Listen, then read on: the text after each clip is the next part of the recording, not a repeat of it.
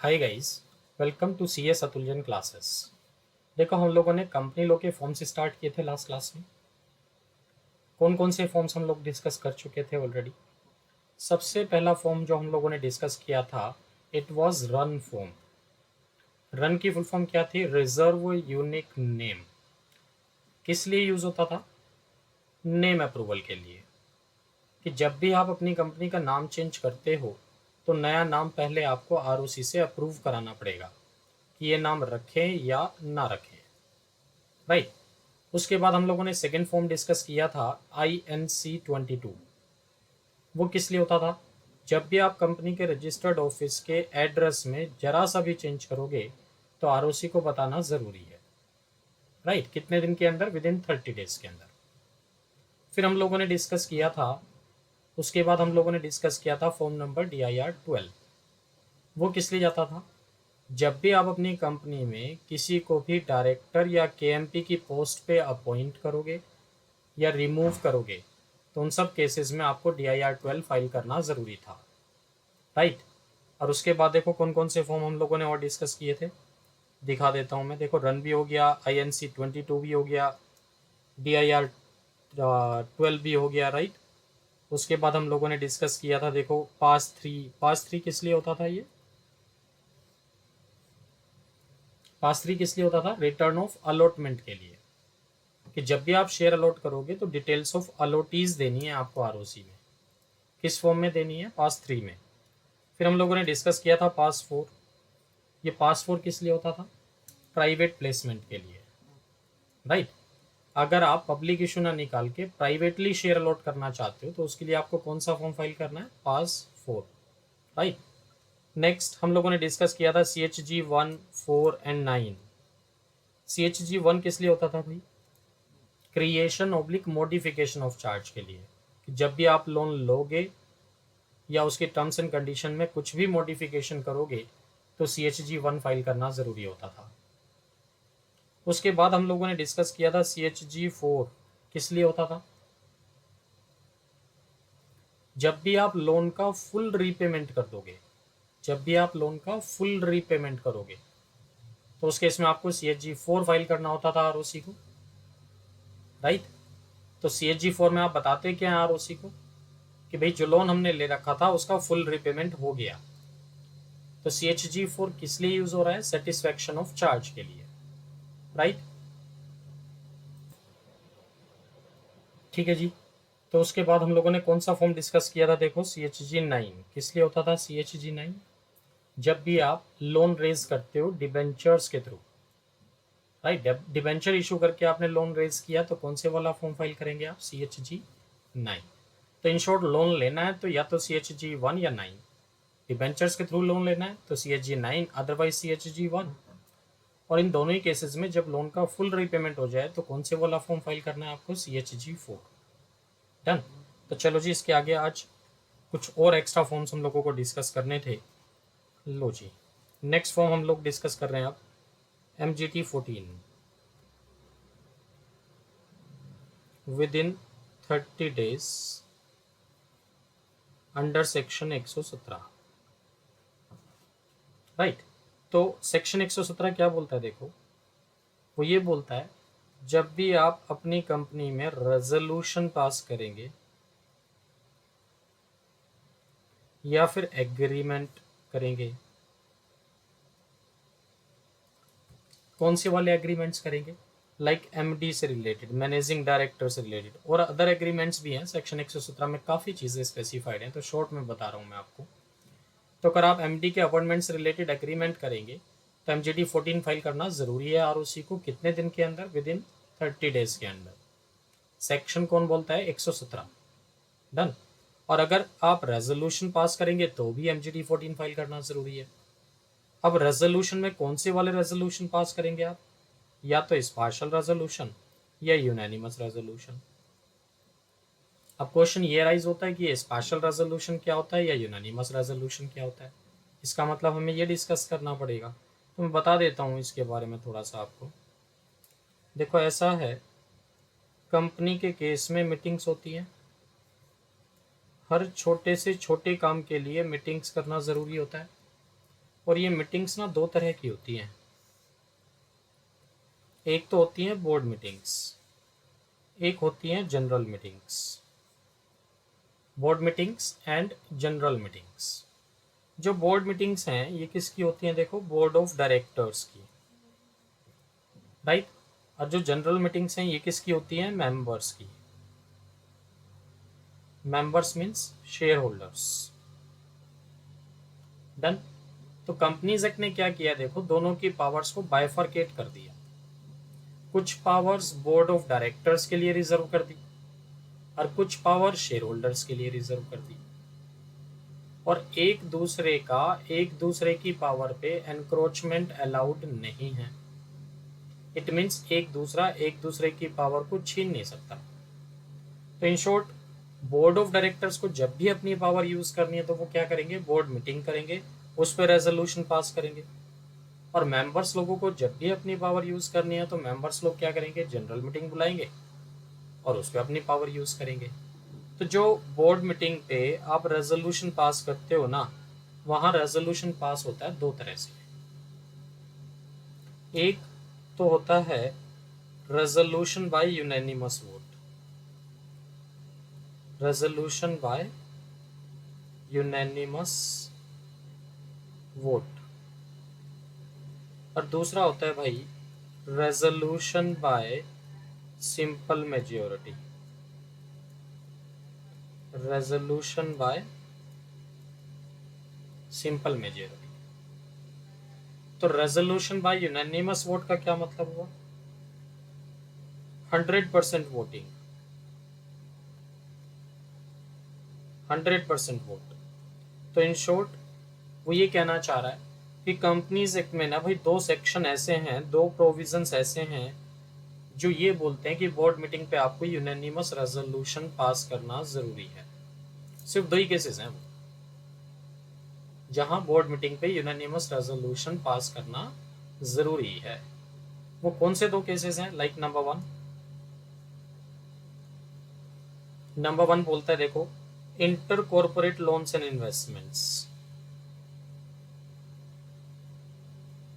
Inter corporate loans and investments means अगर एक company दूसरी कंपनी को लोन दे रही है, एक कंपनी दूसरी कंपनी को लोन दे रही है या इन्वेस्टमेंट कर रही है, तो उसके लिए आपको क्या करना पड़ेगा? बोर्ड मीटिंग पे यूनानिमस रेजोल्यूशन पास करना जरूरी है, राइट। और सेकंड केस क्या होता है? Appointment of MD, appointment of MD who is already a managing director oblique manager of other company। बात समझ में आई मेरी कुछ? कि आप अपनी कंपनी में किसी बंदे को एमडी अपॉइंट कर रहे हैं जो कि ऑलरेडी किसी दूसरी कंपनी का या तो एमडी है या मैनेजर है। तो जब इसको आप अपनी कंपनी में एज एमडी अपॉइंट करेंगे तो यूनानिमस रेजोल्यूशन पास करना ज़रूरी है, ये कहना चाह रहा है। इनके सेक्शन भी लिख दूं? ये लो जी, ये तो है सेक्शन आपका 186 सबसेक्शन 5 और ये वाला है third proviso 2 subsection 3 of section 203। तो सब कुछ 3 है, ऐसे याद रख सकते हो आप इसको कि सेक्शन 203 का सबसेक्शन 3 का प्रोविजो 3 ये बोलता है जब भी आप अपनी कंपनी में किसी को एमडी अपॉइंट करेंगे जो कि ऑलरेडी किसी दूसरी कंपनी का या तो एमडी है या मैनेजर है, तो जब आप इसको अपनी कंपनी में एज एमडी अपॉइंट करोगे तो यूनानिमस रेजोल्यूशन पास करना ज़रूरी है। बट जब उस कंपनी ने अपॉइंट किया होगा तब तो सिंपल मेजोरिटी से काम चला लिया होगा। डन। चलूँ आगे? ठीक है। तो ये तो बात हुई देखो बोर्ड मीटिंग की, रेजोल्यूशन बाय यूनानिमस वोट। और बाकी सब केसेस में क्या होता है? Resolution bye simple majority. और रेजोल्यूशन बाय सिंपल मेजोरिटी का मतलब क्या है? मोर देन 50% वोट अगर फेवर में है तो resolution is passed, otherwise failed. Done. तो ये तो बात की हमने बोर्ड मीटिंग पे रेजोल्यूशंस की। अब हम आते हैं जनरल मीटिंग पे रेजोल्यूशंस कितने तरह के होते हैं, राइट। ठीक है जी। तो अगर हम जनरल मीटिंग पे रेजोल्यूशंस की बात करें तो जनरल मीटिंग पे जो रेजोल्यूशंस पास होते हैं वो मेंबर्स के होते हैं। और ये रेजोल्यूशन ना देखो 3 तरह के हैं। एक होता है ऑर्डिनरी रेजोल्यूशन, एक होता है स्पेशल रेजोल्यूशन, एक होता है resolution requiring special notice. Resolution requiring special notice, right. और एक चीज और याद रखना, ये स्पेशल नोटिस है, स्पेशल रेजोल्यूशन नहीं है। कभी आप इसको स्पेशल रेजोल्यूशन समझ लो। और हाँ, एक्सेप्शनल केस में, यहाँ भी एक्सेप्शनल केस में तो यूनानिमस रेजोल्यूशन भी चाहिए, ठीक है।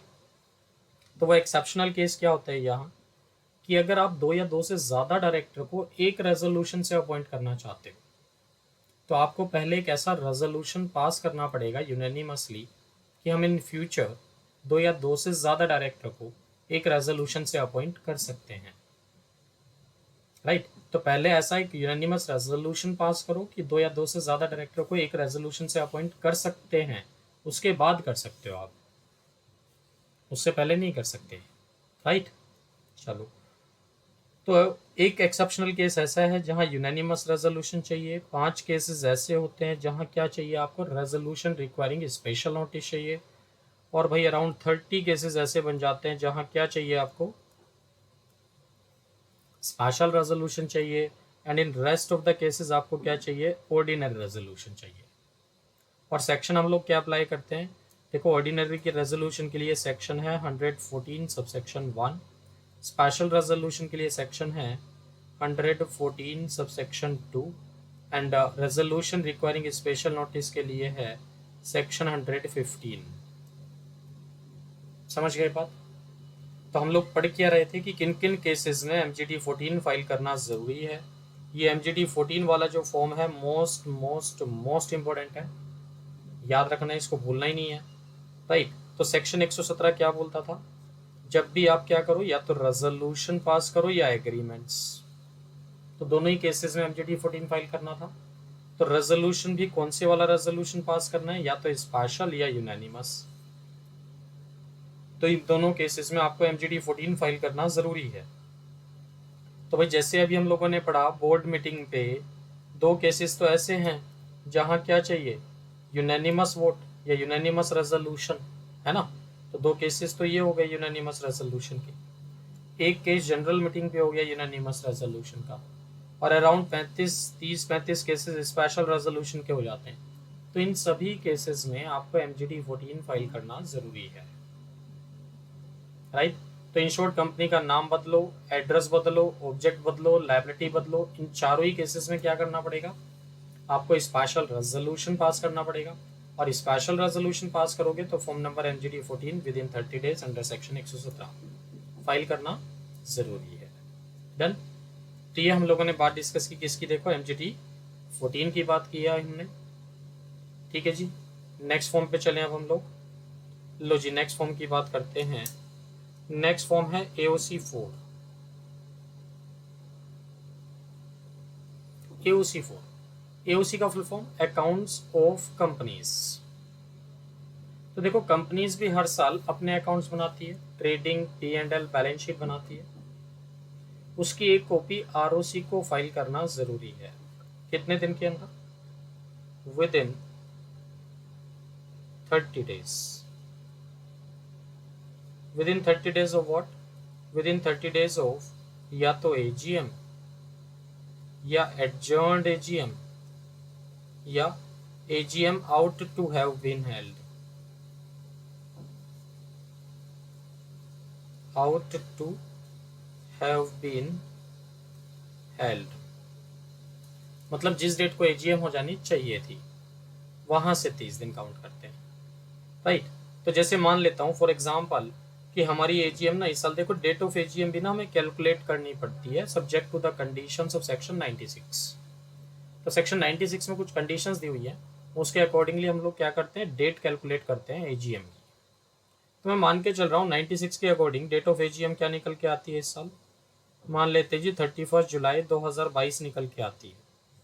इट मीन्स इस डेट तक आपकी एजीएम हो जानी चाहिए, ऑब्वियस सी बात है जी।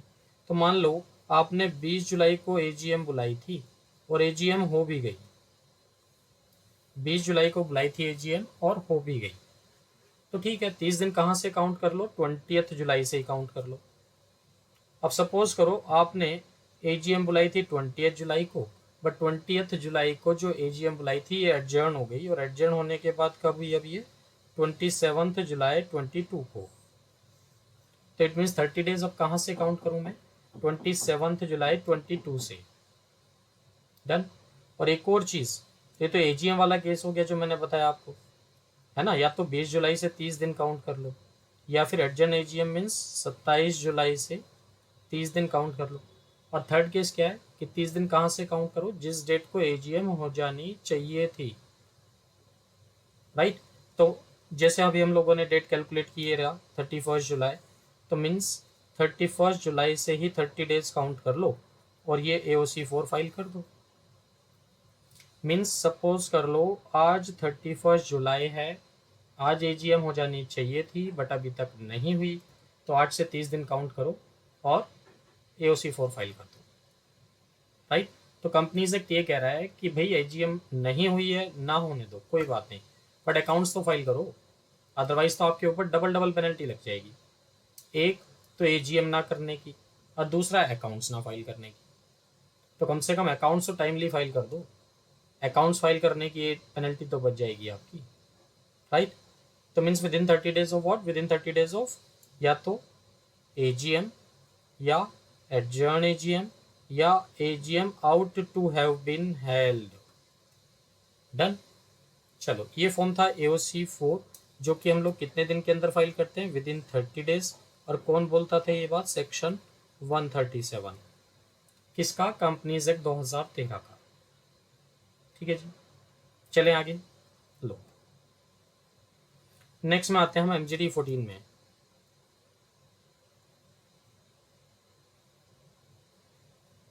नेक्स्ट फॉर्म है जी MGD 14 विद इन 60 डेज और सेक्शन 92 सबसेक्शन 4। तो 92 सबसेक्शन 4 बोलता है कि भैया 60 दिन के अंदर अंदर MGD 14 फाइल करना ज़रूरी है। सॉरी MGD 14 नहीं है, MGD 7 फाइल करना ज़रूरी है। MGD 14 तो अभी हम लोगों ने पढ़ाई है, MGD 7 है ये, MGD 14 नहीं है, याद रखना, मैंने गलती से MGD 14 लिख दिया था। तो MGD 7 किस लिए फाइल कर रहे हो आप, एनुअल रिटर्न के लिए। एनुअल रिटर्न के लिए, एनुअल रिटर्न का मतलब क्या होता है, return means details, return means details. तो क्या डिटेल्स फाइल कर रहे हो आप MGD 7 में, MGD 7 में क्या डिटेल्स फाइल कर रहे हो, इसमें ये होता है देखो कि भाई लास्ट एजीएम से लेके करंट एजीएम के बीच में, लास्ट एजीएम से करंट एजीएम के बीच में जितने भी स्पेसिफाइड चेंजेस हुए हैं,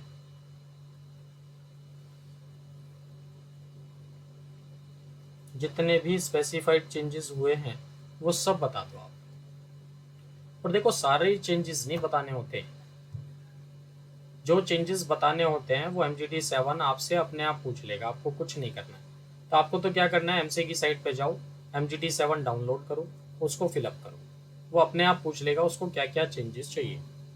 तो किस तरह के चेंजेस पूछता है जी, लाइक फॉर एग्जांपल कि लास्ट एजीएम से लेके करंट एजीएम तक अगर आपने लोन लिया था इस बीच में तो बताओ, राइट। तो वो आपसे पूछेगा लोन लिया था क्या लास्ट एजीएम से करंट एजीएम के बीच में, अगर आप यस पे क्लिक करोगे तो बाकी की ऑप्शंस एक्टिवेट हो जाएंगी।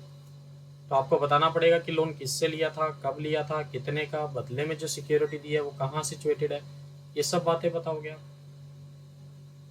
राइट। इसी तरह से अगर लास्ट एजीएम से लेके करंट एजीएम के बीच में शेयर ट्रांसफर रजिस्टर हुए हैं तो वो बताओ आप, एड्रेस चेंज किया है तो वो बताओ आप, MD को अपॉइंट किया है तो वो बताओ आप। तो वो अपने आप पूछ लेता है, आपको कुछ भी करने की जरूरत नहीं है, राइट। तो सारे चेंजेस जो पूछता है वो आपको MGD 7 में बताना जरूरी है। बात एक सोचने वाली ये है कि जब जब हमने चेंजेस किए होंगे, क्या तब तब हमने आरओसी को नहीं बताया होगा? बिल्कुल बताया होगा तब भी। तो क्या फिर दोबारा से बताना है? आप ऑब्वियसली अब दोबारा से बताना है क्रॉस वेरिफिकेशन के लिए। तो जब जब चेंजेस हुए थे तब तब भी बताना है, और एक बार फिर से बताना है कि लास्ट एजीएम से करंट एजीएम के बीच में क्या क्या चेंजेस हुए हैं। डन। ये था MGT 7। कितने दिन के अंदर फाइल करते हैं? Within 60 days. Again within 60 days of what? Within 60 days of AGM, या फिर एडजर्न एजीएम, या AGM out to have been held. Right? कौन कह रहा है ये सब बातें? Section 92 subsection 4। ठीक है जी, ठीक है जी। तो नेक्स्ट फॉर्म पे आते हैं। देखो नेक्स्ट फॉर्म हम लोग डिस्कस करने जा रहे हैं अब MGT 11।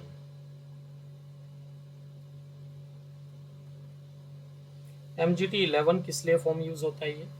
ये है देखो प्रॉक्सी फॉर्म। प्रॉक्सी समझते हो? प्रॉक्सी का मतलब है कंपनी की मीटिंग्स में आप खुद ना जाके अपने बदले किसी और को भेज रहे हो, दैट इज कॉल्ड प्रॉक्सी। तो क्वेश्चन ये राइज होता है, क्या कंपनी को बताओगे नहीं कि सर मीटिंग पे मैं नहीं आऊँगा, मेरे बदले ये आएगा, इसका नाम ये है, एड्रेस ये है, फ़ोन नंबर ये है, फ़ोटो ये है, जो भी है सच, तो क्या कंपनी को बताओगे नहीं? ऑब्वियसली बताएंगे। कब बताओगे? मीटिंग होने के बाद कि पहले? ऑब्वियस सी बात है, मीटिंग स्टार्ट होने से पहले। तो मान लो एक एग्जांपल दे देता हूँ मैं आपको इसके बारे में। मान लो एक कंपनी है जी, रिलायंस इंडस्ट्रीज लिमिटेड। इस कंपनी के शेयर खरीद लिए मिस्टर एक्स ने। तो इट मीन्स मिस्टर एक्स क्या हो गया? मिस्टर एक्स इस कंपनी का मेंबर हो गया, शेयर होल्डर हो गया है ना। ये लो। तो क्या ये इस कंपनी की एजीएम पे नहीं जा सकता? बिल्कुल जा सकता है, जाएगा भी अब। बट इस बार क्या हुआ है, जो मिस्टर एक्स है ये इस कंपनी की एजीएम पे खुद नहीं जा पा रहे, तो ये किसी और को ऑथराइज करना चाहते हैं। तो इन्होंने ऑथराइज कर दिया अभी मिस्टर वाई को, है ना। तो मिस्टर वाई को अपॉइंट कर दिया अपना प्रॉक्सी। तो अब ये मिस्टर वाई जाएगा कंपनी की एजीएम पे। कौन सी कंपनी की एजीएम पे? रिलायंस इंडस्ट्रीज लिमिटेड की। कौन जाएगा? Mister Y. But mister X पहले कंपनी को बताएगा कि सर मीटिंग पे मैं नहीं आऊँगा, मेरे बदले मिस्टर वाई आएगा, इसका नाम ये है, एड्रेस ये है, फ़ोन नंबर ये है, फ़ोटो ये है, सारी डिटेल्स भेजेगा। कैसे भेजेगा? देखो मीटिंग स्टार्ट होने से, लाइक मान लेता हूँ मैं 31 जुलाई को एजीएम हो रही है जी 2022 को, सुबह 11:30 बजे मीटिंग है मान लो। तो ये जो मिस्टर एक्स है ये कौन सा फॉर्म फाइल करेगा कंपनी को? MGT 11। कब तक? MGT 11, एक मिनट रुको जी। MGT 11 फाइल करेगा कब तक? शेड्यूल टाइम से 48 घंटे पहले तक। तो 31 जुलाई को 11:30 बजे एजीएम है, तो 48 घंटे पहले का मतलब 30 एंड 29 जुलाई 2022 को 11:30 बजे तक ये प्रॉक्सी फॉर्म कंपनी के पास जमा हो जाना चाहिए। ये MGT 11 कंपनी के पास जमा हो जाना चाहिए। तो मीटिंग से कम 48 घंटे पहले प्रॉक्सी फॉर्म जमा कराना ज़रूरी होता है। ठीक है, तो प्रॉक्सी फॉर्म जमा हो गया, तो अब क्या होगा, ये मिस्टर वाई चला जाएगा कंपनी की मीटिंग पे, वोट दे के आएगा, और जो भी ये वोट देगा वो वैलिड वोट होगी, बाइंडिंग होगी मिस्टर एक्स पे। ठीक। तो जो MGT 11 वाला फॉर्म है ये कौन फाइल कर रहा है? ओरिजिनल शेयर होल्डर या मेंबर। किसको? कंपनी को, जिसमें वो डिटेल्स दे रहा है प्रॉक्सी की। तो ये फॉर्म ना देखो ROC को नहीं जा रहा है। इट मीन्स ये ई फॉर्म नहीं है, ये तो एक तरह से फिजिकल फॉर्म हो गया। ये तो एक तरह से फिजिकल फॉर्म हो गया, जो कि कौन फाइल कर रहा है? मेंबर। किसको? कंपनी को, जिसमें डिटेल्स दे रहा है किसकी? प्रॉक्सी की। डन। तो ये चीज़ें आएंगी भी बाद में, फ्यूचर में भी आएंगी। नेक्स्ट फॉर्म पे आता है देखो MGT 11 के बाद। MGT 11 के बाद हम लोग बात कर रहे हैं SH7 की। SH7 किस लिए यूज होता है? SH7 के लिए देखो क्या कहता है ये, जब भी आप चेंजेस इन कैपिटल करोगे ना, चेंजेस इन कैपिटल क्लोज है ना, चेंजेस इन कैपिटल क्लोज अगर आप करोगे अकॉर्डिंग टू सेक्शन 61, राइट, तो सेक्शन 64 बोलता है कि भाई SH7 फाइल करना जरूरी है, वो भी विद इन 30 डेज। कॉन्सेप्ट समझ में आ रहा है? सेक्शन 61 में तो चेंजेस इन कैपिटल दिए हुए हैं कि जब भी आप वो स्पेसिफाइड चेंजेस करोगे कैपिटल क्लोज में, और किस तरह के चेंजेस दिए हुए हैं। लाइक फॉर एग्जांपल, आप अपनी कंपनी की जो ऑथराइज्ड कैपिटल है ना, ऑथराइज्ड कैपिटल को आप क्या कर रहे हो, इंक्रीज कर रहे हो। ऑथराइज्ड कैपिटल को क्या करना चाहते हो, इंक्रीज करना चाहते हो, या फिर शेयर्स को स्टॉक में कन्वर्ट करना चाहते हो, या फिर स्टॉक को वापस शेयर्स में कन्वर्ट करना चाहते हो, या फिर जो शेयर्स की डेनोमिनेशन है,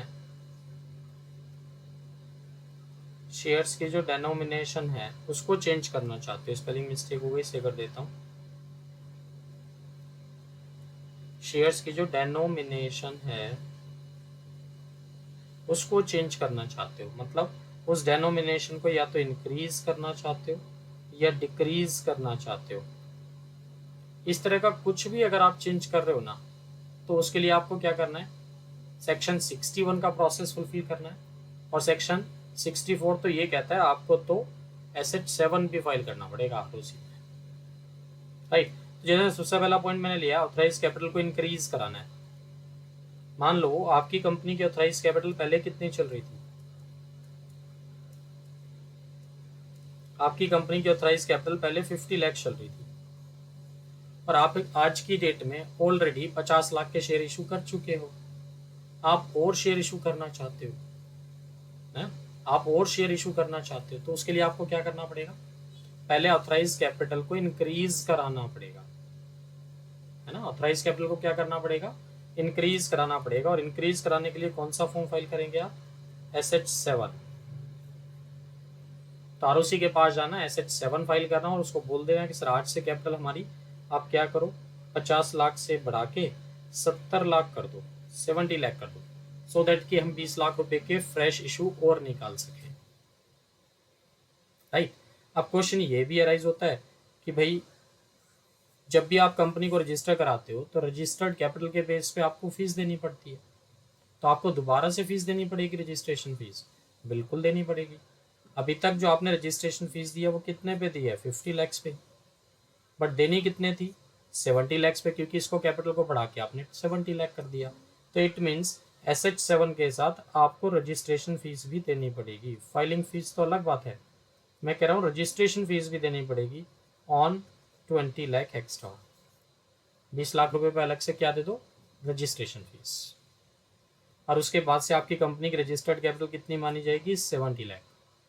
तो जितनी भी फाइलिंग फीस होगी ROC को, वो सब भी किस पे डिपेंड करेगा, 70 लैक्स पे। ठीक है मेरी बात यहाँ तक, ठीक है जी। तो ये था SH7। तो SH7 भी एक तरह से क्या है, ये ई फॉर्म है जो कि कंपनी फाइल कर रही है किसको, ROC को। कब, जब भी आप कैपिटल में चेंजेस करेंगे तब। देखो इसी के साथ एक फॉर्म और देख लेते हैं हम लोग, SH4। SH4 इसी के साथ कंक्लूड कर रहा हूँ देखो क्लास को। SH4 जो है ना, ये शेयर ट्रांसफर फॉर्म है। कौन सा फॉर्म है ये, शेयर ट्रांसफर फॉर्म है ना। और ये ना SH4 जो है फिजिकल शेयर्स के लिए है। ये मैंने स्पेलिंग मिस्टेक कर दिया, फिर से सही कर देता हूँ। ये लो जी, फिजिकल शेयर के लिए है, डीमैट शेयर्स के लिए नहीं है।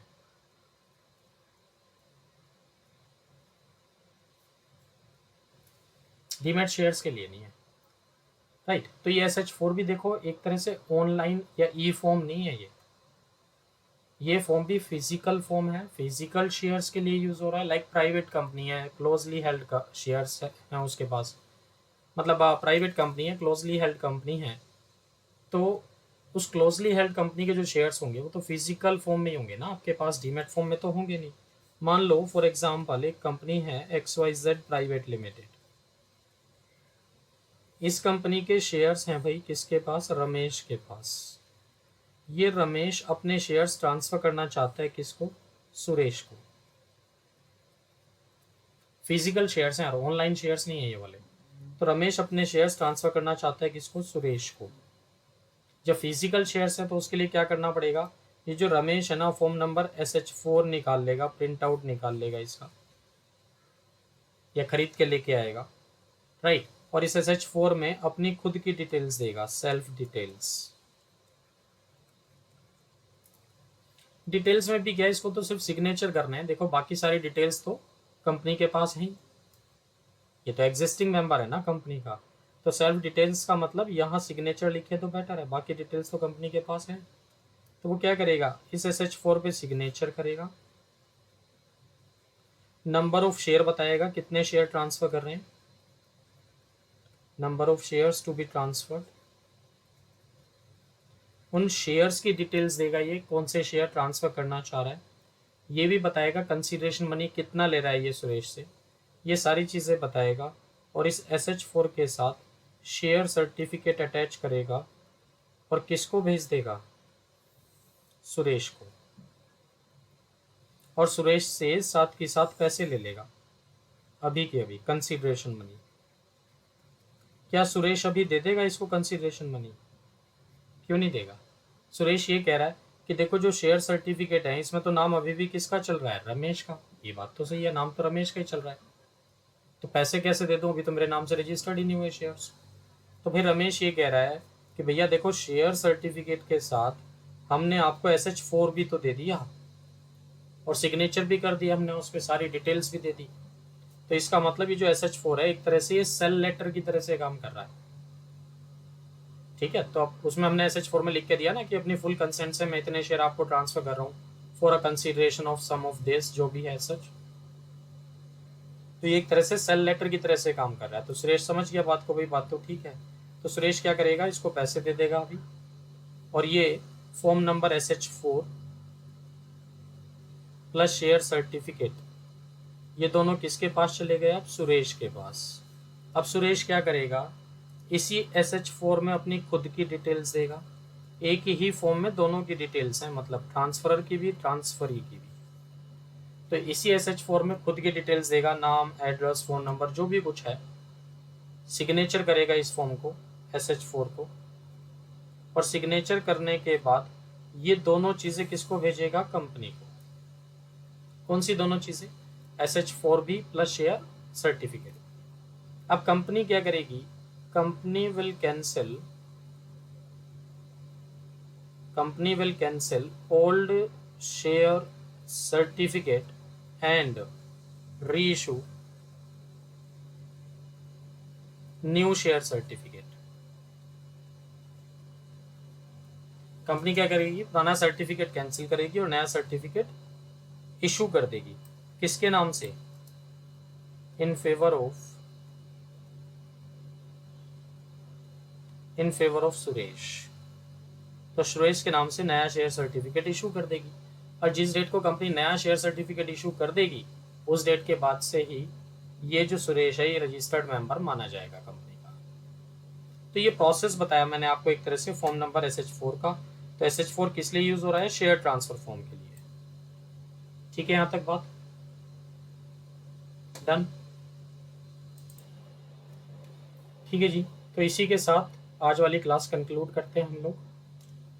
तो देखो जो मैंने ई फॉर्म्स आपको बताए, मुश्किल से 14-15 फॉर्म्स बताए होंगे, बट ये मोस्ट फ्रीक्वेंटली यूज फॉर्म्स हैं जो बार बार यूज होते हैं। और हर एग्जाम में देखो 4-5 जगह फॉर्म नंबर तो ये यूज हो ही जाते हैं आपके, ठीक है। वैसे तो ई फॉर्म्स बहुत सारे हैं, राइट, बट मैंने आप लोगों को सिर्फ सिलेक्टेड बताए हैं जो मोस्ट इंपॉर्टेंट है, ठीक है जी। तो नेक्स्ट क्लास से हम लोग कंपनी लॉ स्टार्ट करेंगे, एक फ्लो में जाएगा पूरे। और देखो कंपनी लॉ को आप याद नहीं रख सकते, ये बात याद रखना, हमेशा याद नहीं कर सकते मतलब रट नहीं सकते, राइट। कंपनी लॉ को समझ के चलना पड़ेगा आपको, रट नहीं सकते आप उसे। तो स्टार्ट करेंगे जी नेक्स्ट क्लास में company law right from the beginning. आज के लिए हम लोग इतना ही रखते हैं। Thanks for watching CS Atulyan classes.